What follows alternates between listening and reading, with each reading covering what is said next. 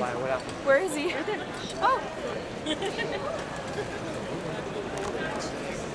Okay, ladies and gentlemen, we're in front of the facade of our cathedral. As I told you at the beginning of work, 1296, Arnolfo Di Cambio, hand of work, 1444, with Filippo Brunelleschi and the dome.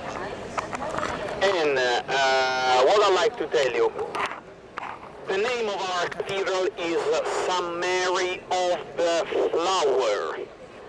St. Mary of the Flower, because it's dedicated to the Virgin Mary, Mother of Jesus, and of the Flower, because it's followed the antique name of the city of Florence.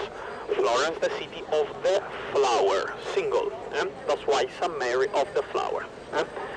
Nowadays it's considered one of the biggest church in the world. It's the third or the fourth biggest church in the world. If you calculate, the first is St. Peter in Roma, the biggest in the world. The second one is the Cathedral of London, St. Paul. The third is supposed to be this one here, but how can I explain? It exists another competition in between our cathedral and the Cathedral of Milan, another city in the north of Italy. Which are the differences? The Cathedral of Milan is much taller. Our cathedral is much wider. Doesn't change too much. But if you go in Milan, the guide of Milan, he will tell you ours is the third biggest in the world.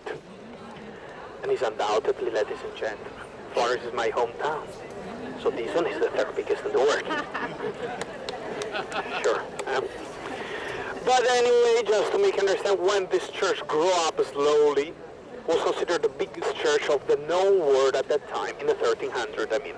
Because St. Peter in Rome was a largeness in the 1500. St. Paul in London is not older than the 1700. And the Cathedral of Milan, the beginning and end of the 1300. That's why, to make you understand. The dimension, more or less, is along something like 450 feet long. The size is roughly 300 feet. And this church can hold inside something like 30,000 people stacked. Not safe, but stacked. 30,000. Imagine it's like 2 farm and a half of soccer, put in a long way. Something like, just to make more a modern example. Then, just to tell you, the entire church is completely covered by marbles. So that you see the white, the green, and red. Those are the available marble in Tuscany. The white, the green, and red. So sometimes somebody asks me, is the Italian flag? No. Italy even doesn't exist at the time, but the white is come from Carrara area, not far from here, where actually even the marble of David come from, in the coast. The green is come from a city close to Florence, it's called Prato, and the red is come from the countryside of Tuscany, the city is called Siena, not far from here. The facade is recent from the 19th century, and the three colors, they remind the three theological virtues. Such the white is the faith, trust in God. The green is the color of the hope, green is hope. The red is the color of the charity, because it's burned like the fire of the divine charity. Hope, faith, and charity.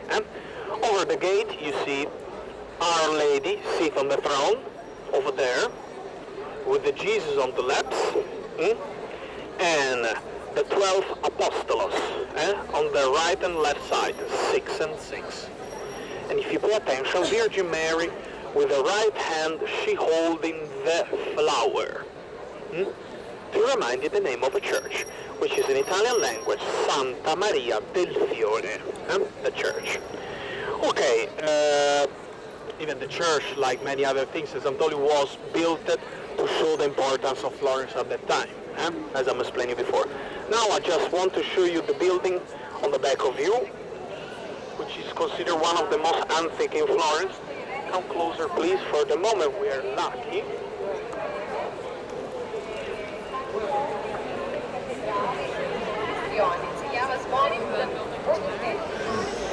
Always many groups in front of this gate.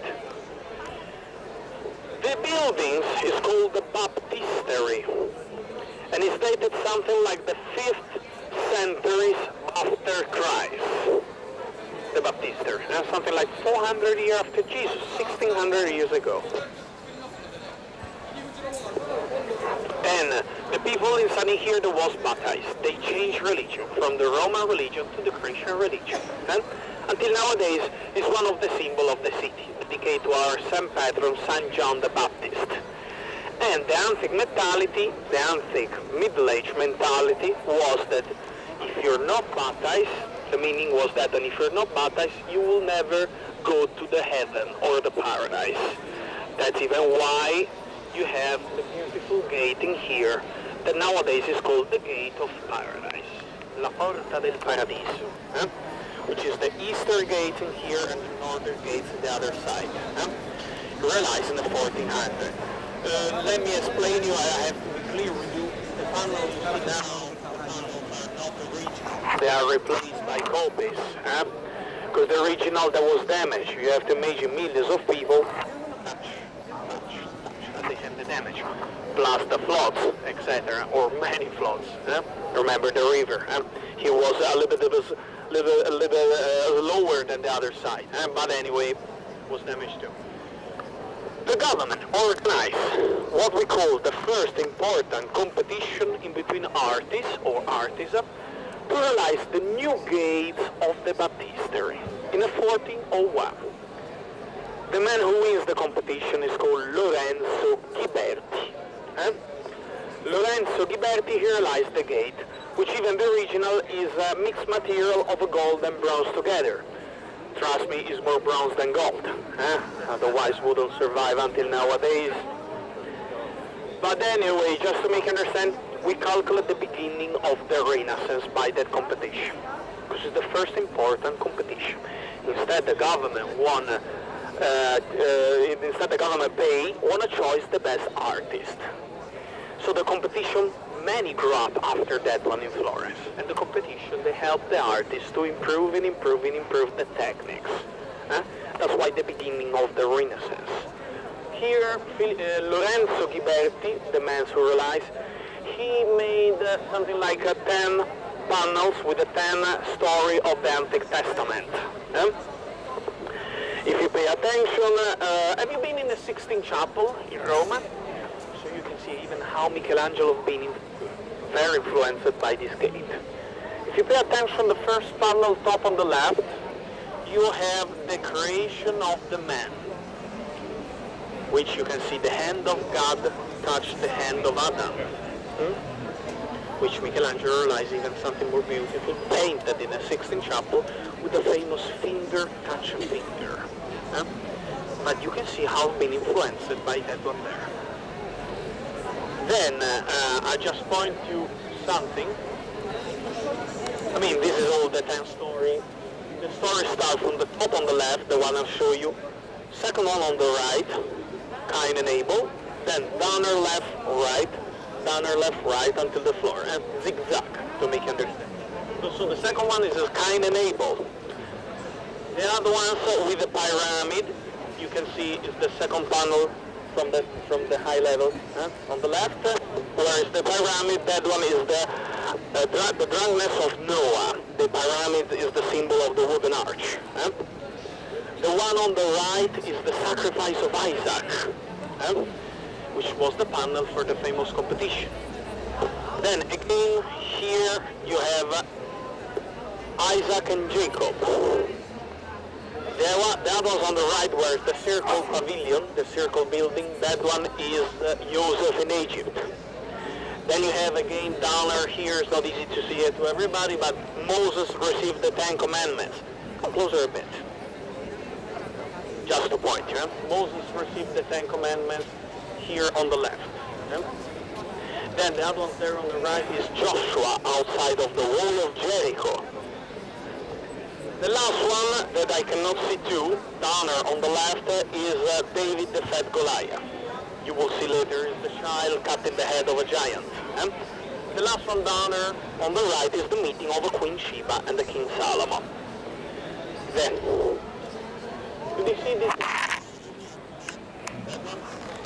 Is the self-portrait of the artist Lorenzo Ghiberti, the one who made the gate.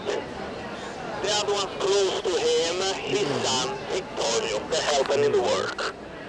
Both are buried in the Holy Cross Church where we begin.